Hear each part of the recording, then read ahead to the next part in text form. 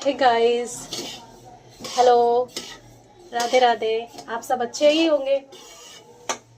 जो नहीं भी अच्छे हैं वो सब राधे राधे का नाम लो, सब अच्छे हो जाएंगे, सब स्वस्थ हो जाएंगे। और मैं आज आपको ये बताने वाली हूँ, ये देखो, मैं अपनी बेटी के लिए खाना बना रही हूँ, जो कि मैं उसको सेरोलैक नहीं खिलाती।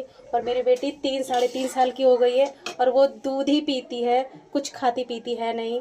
तो ये चीज़ें मैं बना रही हूँ, मैं आपको दिखाऊंगी मैं क्या क्या बनाती हूँ।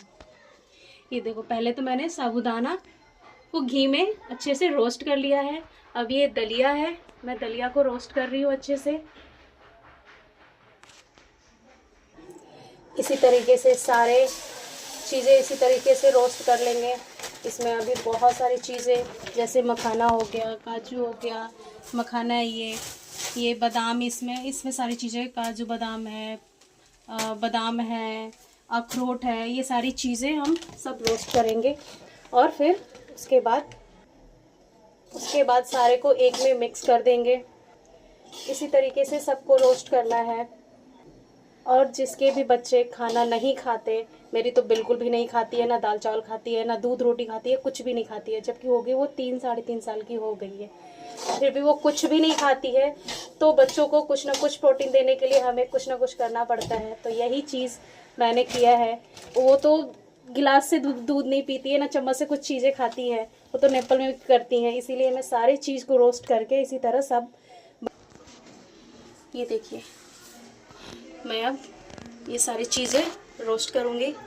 मखाना है, काजू है, बादाम है, ये सारी चीज़ें, अखरोट है, इसे सारे भून लेंगे अच्छे से।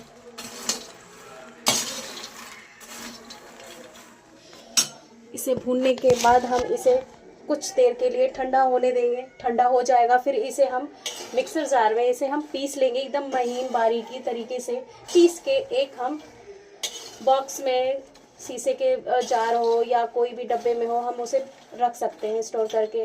और हम उसे थोड़े थोड़े, जब हमें उसे बना के खिलाना हो, दूध में डालना हो, उस टाइम हम उसको पकाएंगे। पहले थोड़े से पानी में उसे डाल के गीले करके पकाएंगे सारे को।